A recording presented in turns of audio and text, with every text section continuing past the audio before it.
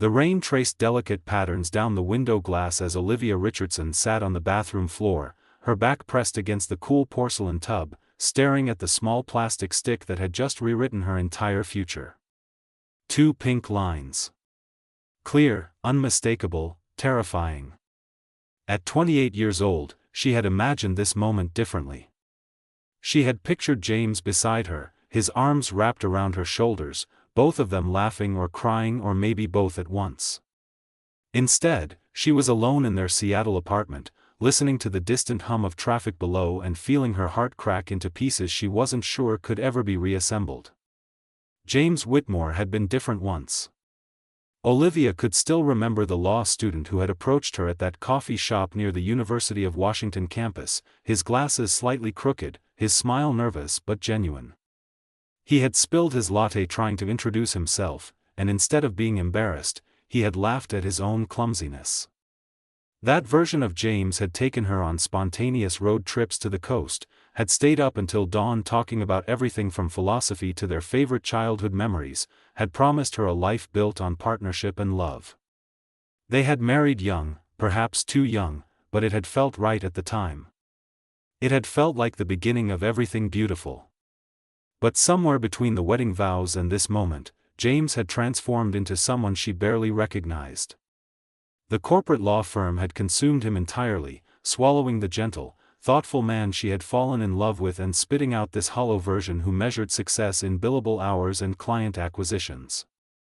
Their conversations had become transactional, their intimacy scheduled between depositions and court dates. Olivia had watched him slip away gradually, like sand through her fingers, and she had convinced herself that it was temporary, that once he made partner, things would return to how they used to be. Now, holding evidence of a life growing inside her, she realized how desperately she had been lying to herself. She called Becca Hayes, her best friend since high school, the one person who had witnessed both the fairy tale beginning and the slow deterioration of her marriage. Becca answered on the second ring, and Olivia didn't even say hello before the words tumbled out. "I'm pregnant, and I don't know what to do." Becca's response was immediate and fierce. "You know what you want to do. The question is whether James will stand beside you or in your way." That night, Olivia waited for James to come home, the pregnancy test hidden in her sweater pocket like a secret grenade. He arrived past midnight, his tie already loosened, his phone still glowing with unanswered emails. He barely looked at her as he moved through their apartment, his attention fractured between multiple screens and conversations that didn't include her. "James, we need to talk." He glanced up, distracted. "Can it be quick? I have the Morrison deposition prep in the morning, and Nathan is already breathing down my neck about the briefing. I'm pregnant." The words stopped him mid-stride. His phone slipped from his hand, clattering against the hardwood floor. For a heartbeat, Olivia saw something flicker across his face, something that might have been wonder or fear or perhaps both. Then his expression closed off, his lawyer face sliding into place like a mask. "How long have you known?" "I found out today." "About 6 weeks along, I think." James walked to the window, his reflection ghostly against the rain-streaked glass. When he spoke, his voice was carefully controlled, the tone he used in courtroom negotiations. "This isn't good timing, Olivia. I'm up for partner next month. Nathan and I are handling the biggest merger case the firm has seen in a decade. A baby right now would complicate everything." Complicate. As if their child was nothing more than a scheduling conflict. "There's never going to be a perfect time," Olivia said, her voice trembling. "There's always going to be another case, another promotion, another reason to wait. But I'm pregnant now, and this is happening whether the timing is convenient or not." James turned to face her, and the coldness in his eyes made her feel like she was looking at a stranger. "Then you need to make a choice. Because I'm telling you right now, I'm not ready to be a father. I've worked too hard to throw it all away for something we didn't plan." "Throw it all away?" "James, this is our child." "It's a complication," he said flatly. "And there are solutions. You can schedule an appointment, take care of it quietly, and we can revisit this conversation in a few years when our lives are more stable." The word appointment hung between them like poison. Olivia felt the room tilt, felt everything she had believed about their marriage crumble into dust. "You want me to have an abortion? I want us to be realistic. We're not ready for this, Olivia. Financially, emotionally, professionally. It makes sense to wait." "For you," she whispered. "It makes sense for you." James's jaw tightened. "If you go through with this pregnancy, I can't stay. I won't be trapped in a life I didn't choose, in a role I'm not prepared for. You need to decide what's more important, this marriage or a pregnancy that neither of us planned." The ultimatum struck her like a physical blow. Olivia stared at the man she had loved for 7 years, searching desperately for any trace of the person who had once promised to build a life with her. But he was gone, replaced by this calculating stranger who viewed their unborn child as nothing more than an obstacle to his ambitions. "Fine," she heard herself say, the word barely a whisper. "I'll take care of it."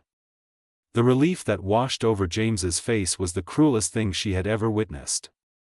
He actually smiled, actually stepped forward to embrace her as if they had just resolved a minor disagreement. "Thank you for understanding. I know this isn't easy, but it's the right decision for both of us." That night, Olivia lay awake beside him, listening to his peaceful breathing and pressing her hand against her stomach. She made a decision in those dark hours before dawn, a decision that would change everything. She would tell him she had scheduled the appointment. She would let him believe she had gone through with it. And then she would disappear from his life completely, taking their daughter with her to build a future that didn't require his approval or his presence. The divorce papers arrived 3 days later, delivered by courier with clinical efficiency. James had already filed, citing irreconcilable differences, offering a generous settlement that probably eased whatever minimal guilt he felt. Olivia signed without reading the details, her mind already somewhere else, already planning her escape. Becca helped her pack her life into suitcases, asking no questions, offering only steady support. Thomas Richardson, her father, simply opened his door when she arrived in Denver with tear-stained cheeks and a secret growing inside her. He wrapped her in his arms the way he had when she was small, and asked only one question. "How long can you stay?" "As long as you'll have me," Olivia whispered. "Then stay forever, sweetheart. Stay as long as you need." James called twice in the first week. Olivia let the calls go unanswered, deleted his voicemails without listening. He sounded relieved in his messages, grateful that she had been reasonable, hopeful they could remain cordial. There was no apology, no regret, just the efficient closing of a chapter he was eager to forget. Olivia changed her phone number, deleted her social media accounts, erased herself from the digital landscape they had once shared. In Denver, she found remote work with a small design agency, wore loose clothing that hid her growing belly, attended doctor appointments alone. When she heard her baby's heartbeat for the first time, she cried in that sterile examination room, surrounded by strangers, with no one to share the miracle with. But she wasn't alone. Not really. She had her father, who built a nursery in his spare bedroom without being asked. She had Becca, who video-called every evening to check on her. And she had the tiny life growing inside her, a daughter the ultrasound revealed at 20 weeks, a reason to keep moving forward. Some nights, sitting on her father's porch watching the Denver sunset, Olivia would wonder if she had made the right choice. Not about keeping her baby, that had never been a question. But about lying to James, about denying him the chance to know his child. Then she would remember the emptiness in his eyes when he had demanded she terminate the pregnancy, the ease with which he had discarded their future, and her resolve would harden. Some men didn't deserve second chances. Some men had to live with their choices. And Olivia Richardson was done waiting for a man to choose her. She had a daughter to protect now, a life to build, a future that belonged to them alone. Sophie Elizabeth Richardson came into the world on a snowy February morning, her cries filling the delivery room with a sound that Olivia would later describe as the music of her soul finding its purpose. Thomas Richardson held his daughter's hand through every contraction, every push, every moment of pain and triumph. When the nurse placed Sophie in Olivia's arms, tiny and perfect and utterly dependent, something inside her shifted permanently. This was what love looked like. This was what choosing yourself felt like. This was worth every sacrifice, every lonely night, every moment of doubt. The first months were hard in ways Olivia hadn't anticipated. The sleepless nights, the constant worry, the overwhelming responsibility of keeping another human alive. But they were also beautiful. Sophie's first smile, her tiny fingers wrapping around Olivia's thumb, the weight of her sleeping body against Olivia's chest. These were moments James would never know, choices he had made when he had decided his career mattered more than the family they could have built together. Olivia didn't hate him. Somewhere in the quiet moments between diaper changes and midnight feedings, she had found forgiveness, not for his sake but for her own. Hate was too heavy to carry while raising a daughter. Instead, she focused on building a life filled with love, stability, and the kind of presence that money and partnerships could never buy. 8 months after Sophie's birth, Olivia had transformed her life completely. Her freelance design work had grown into a thriving small business. She had clients across the country, a portfolio she was proud of, and the flexibility to work from home while raising her daughter.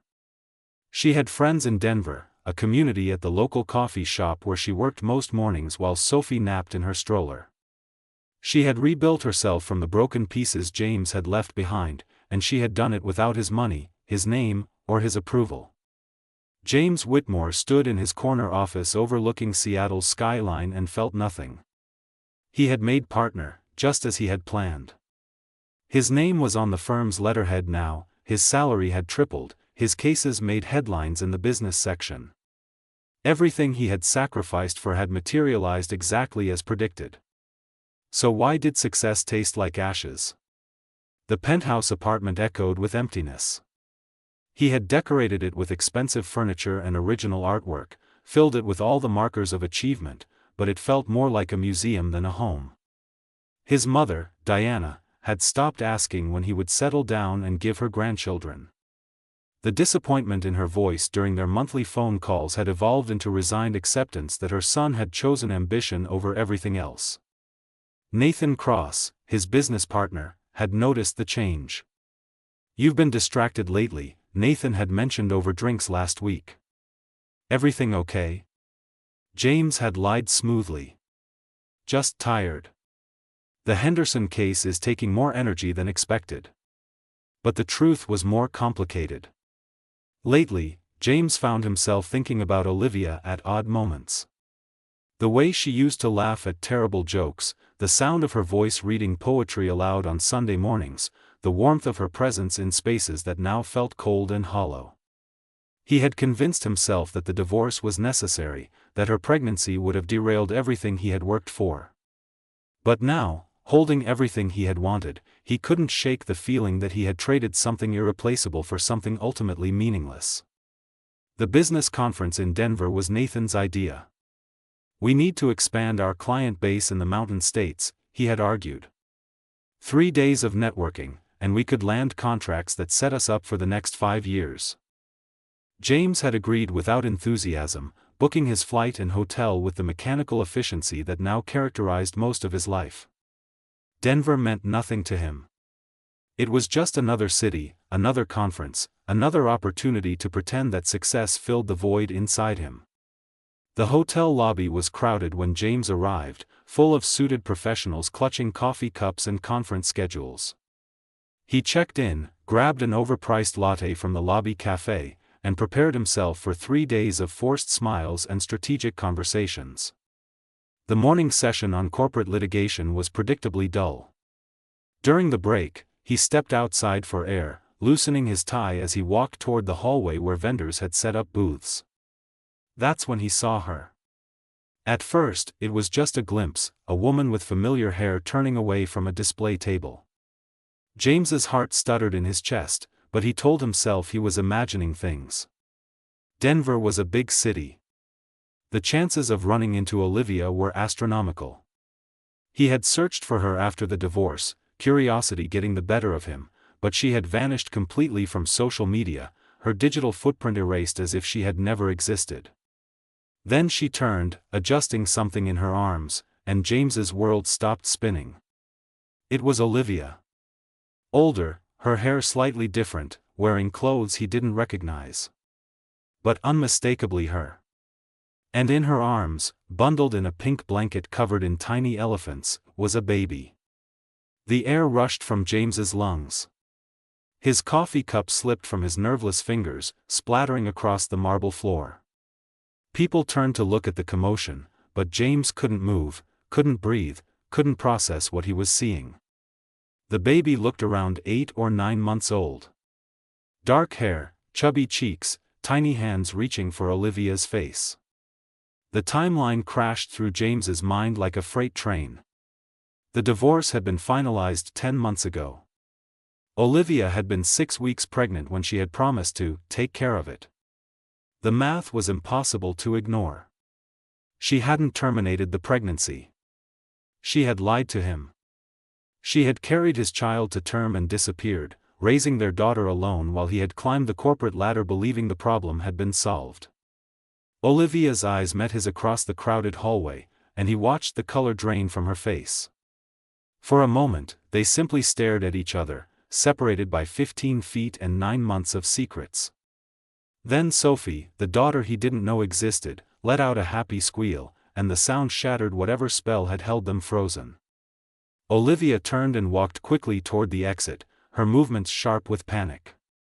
James found his legs and followed, his mind screaming questions he couldn't yet form into words. He caught up with her outside, near the hotel's fountain where the sound of falling water provided an illusion of privacy. "Olivia, wait." She stopped but didn't turn around. Her shoulders were rigid, her entire body radiating tension. When she finally faced him, her eyes were dry but fierce, protective in a way he had never seen before. "Don't," she said simply. "Don't you dare." "Is she mine?" The question came out strangled, desperate. Olivia's laugh was bitter. "You gave up the right to ask that question when you told me to terminate the pregnancy. When you chose your partnership over our child. When you filed divorce papers rather than stand beside me. You told me you took care of it. You let me believe." "I let you believe what you wanted to believe," Olivia cut him off. "You didn't ask questions because you didn't want answers. You wanted the problem to disappear, and I let you think it had.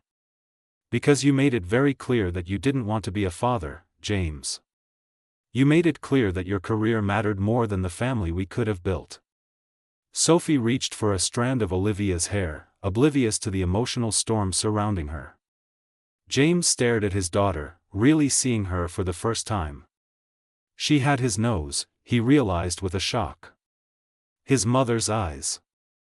The shape of her face was pure Olivia, but the rest was undeniably Whitmore. "What's her name?" he whispered. Olivia hesitated, then something in her softened slightly. "Sophie. Sophie Elizabeth. She's beautiful." "She's everything," Olivia corrected. "She's my whole world. And you don't get to walk back into our lives now because it's convenient or because you're feeling guilty. You made your choice, James. You chose yourself. So I chose us. I chose to build a life where Sophie knows she's wanted, where she never questions whether she's loved or valued or enough. You don't get to disrupt that." James felt like he was drowning, standing on solid ground while the world tilted around him. Sophie giggled, reaching tiny hands toward a passing bird, completely unaware that she was watching her father's carefully constructed life crumble into pieces. He had spent 9 months climbing toward a summit that now felt utterly meaningless, while Olivia had spent those same months building something real, something that mattered in ways his corner office never could. "Can we talk?" he managed. "Please. Not here, somewhere quiet." Olivia's eyes were hard, protective. "There's nothing to talk about." You made yourself clear a long time ago. I was wrong. The words came out raw, honest in a way James hadn't allowed himself to be in years. I was so wrong about everything that mattered. Please, Olivia. Give me 5 minutes. If you want me to walk away after that, I will. But let me at least try to explain. Something in his voice must have reached her because she glanced around the busy hotel exterior and sighed. There's a park 2 blocks from here. Meet me there in 10 minutes. And James, if you're late, if you change your mind, if you decide your conference session is more important, don't bother showing up at all. Because that's who you were, and I need to know if that's still who you are.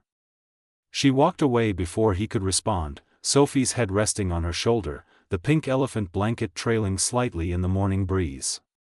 James pulled out his phone and texted Nathan that he was sick, that he needed to skip the rest of the day's sessions. For the first time in his professional life, he cancelled commitments without a backup plan, without calculating the cost to his reputation or his career. The park was small, tucked between older buildings, with weathered benches surrounding a playground where a few children played under their parents' watchful eyes. Olivia sat on a bench near the swings, Sophie on her lap, giving the baby a bottle with practiced ease. James approached slowly, as if sudden movements might cause them to disappear like a mirage. You're here, Olivia said, not looking up from Sophie. I'm here. I honestly didn't think you would be. The words cut deeper than any accusation. James sat on the far end of the bench, maintaining distance, trying to find words for feelings he had spent months suppressing. Sophie finished her bottle and Olivia lifted her to her shoulder, patting her back with gentle rhythm. The casual intimacy of the gesture, the evidence of countless repetitions, drove home how much he had missed. I've been miserable, James said finally. I made partner. I got everything I thought I wanted. And I've been absolutely miserable. That's not my problem to solve. I know. I'm not asking you to fix me, Olivia. I'm asking you to let me know my daughter. I'm asking for a chance to be the father I should have been from the beginning. Olivia finally looked at him, really looked at him, and her eyes were filled with a complicated mixture of anger and sadness and something that might have been pity. Do you have any idea what the past 9 months have been like? Being pregnant alone, going to every appointment by myself, hearing her heartbeat for the first time with strangers around me instead of the man who should have been holding my hand? Giving birth without you there, bringing her home to an apartment that felt too quiet, waking up every 3 hours to feed her while you were probably closing deals and celebrating promotions? I can't change what I did, James said, his voice breaking. I can't go back and be there for those moments. But I can be here now. I can be better now. I want to know her, Olivia. I want to be part of her life, even if I don't deserve it, even if you hate me for the rest of your life. She deserves to know her father. Sophie chose that moment to turn her head, her wide eyes landing on James with that intense baby stare that seems to see straight through to your soul. She studied him for a long moment, then broke into a gummy smile, reaching one chubby hand toward his face. The gesture was so simple, so innocent, and it destroyed him completely. Tears streamed down James's face, months of suppressed emotion finally breaking through the walls he had built. I'm so sorry, he whispered. I'm so sorry for all of it. For choosing wrong, for being a coward, for making you believe I didn't want this. I was terrified, and instead of being honest about that fear, I ran. I convinced myself that success was more important than family, that ambition was more valuable than love. And I've spent 9 months in a prison of my own making, surrounded by everything I thought would make me happy, and feeling more alone than I've ever felt in my life. Olivia's expression softened slightly, though caution remained in her eyes. Words are easy, James. You said beautiful things when we got married too. You promised me partnership and presence and a life built together. Then you broke every one of those promises the moment your career became more important. How do I know this isn't just guilt talking?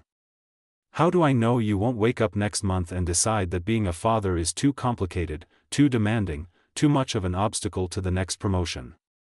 You don't, James admitted. I can't prove anything with words. I can only show you through actions. Let me try, Olivia. Let me prove that I've changed, that I understand what I lost, that I'm willing to put Sophie first in ways I should have from the moment you told me you were pregnant. They sat in silence for a long moment, Sophie babbling happily between them, reaching for leaves that drifted past on the autumn breeze. Finally, Olivia spoke, her voice measured and careful. This isn't about us getting back together. That ship sailed a long time ago. Too much has been broken, too much trust has been destroyed. But Sophie deserves to know her father, assuming that father is someone worthy of knowing. So here's what's going to happen. You're going to go back to Seattle and think very carefully about whether you're ready for this. Being a parent isn't something you can do halfway. It's not a hobby you pick up when it's convenient. It's every day, every decision, every sacrifice. If you're serious about being in Sophie's life, you're going to have to prove it consistently, not with grand gestures but with showing up. With video calls and visits and being present in the small moments that actually matter. I can do that, James said immediately. Don't answer yet. Go home. Sit with this. Make sure this is what you really want, not just what you think you should want because you feel guilty. Because if you commit to this and then disappear when it gets hard, when it interferes with your work or your social life or your precious career trajectory, I will never forgive you. And more importantly, you'll hurt a little girl who deserves better than a father who can't decide if she's worth his time. James looked at his daughter, really looked at her, and felt something shift in his chest. She was real. She was here. And she was his responsibility, whether he had been ready for that or not. When's her birthday? He asked suddenly. February 14th, Olivia said softly. Valentine's Day. She was my unexpected gift, my reminder that love comes in forms we don't always anticipate. I missed 9 months of her life. I don't want to miss another day. Then don't, Olivia said simply. But understand that access to Sophie comes with conditions. You don't get to waltz in and play daddy when it suits you. You show up consistently or you don't show up at all. You respect my boundaries and my role as her mother. You make decisions with her best interests at heart, not yours. And if there ever comes a moment when you have to choose between your career and your daughter, you choose her. Every time. Without hesitation. James nodded, understanding the weight of what she was asking. I'll do better. I swear I'll do better. They talked for another hour, negotiating terms that felt both painful and necessary. James would return to Seattle, settle his immediate work obligations, and then come back to Denver the following weekend. They would start slowly, supervised visits, video calls, building trust before establishing any formal custody arrangement. Olivia made it clear that Sophie's stability came first, that she wouldn't uproot their life or disrupt their routine for his convenience. As they stood to leave, Sophie reached for James again, and Olivia hesitated before allowing him to hold her. The weight of his daughter in his arms was the most terrifying and wonderful thing James had ever experienced. She was so small, so fragile, so utterly dependent. And she was his. Hi, Sophie, he whispered, his voice thick with emotion. I'm your daddy. And I know I haven't been here, but I'm going to be now. I promise you that. I'm going to be here. Sophie grabbed his nose with surprising strength, making a sound that could have been a laugh. Olivia watched them with guarded eyes, and James understood that he was on probation, that trust would be earned through actions not words. The reckoning of what was lost continued, ending. 6 months passed. 6 months of James restructuring his entire life around the daughter he had almost lost before he knew she existed. He cut his work hours, delegated cases, turned down high-profile clients that would have required too much travel. Nathan thought he was losing his mind. His mother cried tears of joy when he told her she had a granddaughter. And every Friday, without fail, James boarded a flight from Seattle to Denver. At first, the visits were awkward and supervised. James sat in Olivia's living room while Sophie played on a blanket between them, both adults navigating conversations that felt like walking through a minefield. But gradually, something shifted. James learned Sophie's routines, her favorite songs, the specific way she liked to be held when she was tired. He showed up for the small moments Olivia had described, the first time Sophie pulled herself up to standing, her first attempts at solid foods, the day she said "Dada" for the first time while James was video calling. He proved himself not through grand gestures but through consistency. Through remembering that Sophie needed her purple elephant to sleep, through learning to change diapers with efficient competence, through staying up with her when she was sick even though he had a major presentation the next morning. He showed Olivia that he meant what he said, that Sophie had become the center of his world in ways his career had once been. Olivia watched his transformation with cautious optimism. She didn't make it easy, didn't let him skip steps or rush the process. But she also saw the genuine change in him, the way his eyes lit up when Sophie crawled toward him, the pride in his voice when he talked about her accomplishments. This wasn't the man who had demanded she terminate her pregnancy. This was someone learning, growing, becoming the father their daughter deserved. They never got back together. Too much had been broken between them, trust that couldn't be fully repaired. But they became partners in parenting, building a relationship based on mutual respect and their shared love for Sophie. James eventually moved to Denver, taking a position at a smaller firm that valued work-life balance over billable hours.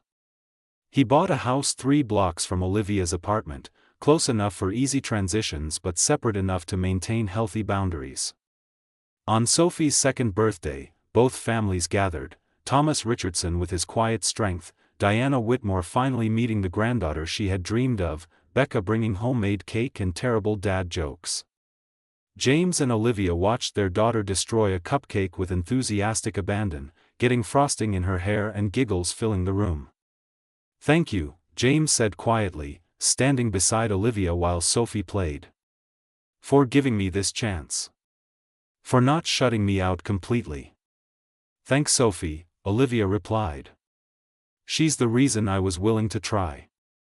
Every child deserves a father who chooses them, who shows up, who proves that they're worth the sacrifice. I almost threw all of this away for a partnership that means nothing now," James said, shaking his head. "I can't believe I was that blind." "You weren't ready then. Maybe you needed to lose everything to understand what actually mattered. The important thing is that you're here now, that you're doing the work." Sophie toddled over, sticky hands raised, demanding to be picked up. James lifted her without hesitation, her frosting-covered face leaving marks on his expensive shirt that he didn't even try to avoid. This was his life now, messy, complicated, filled with responsibilities he had once feared. And it was infinitely more meaningful than any corner office could ever be. As the party continued around them, James caught his mother's eye across the room. Diana smiled through tears, watching her son finally become the man she had raised him to be. Not the high-powered lawyer who measured worth in wins and settlements, but the father who understood that the greatest success was showing up for the people who needed him most.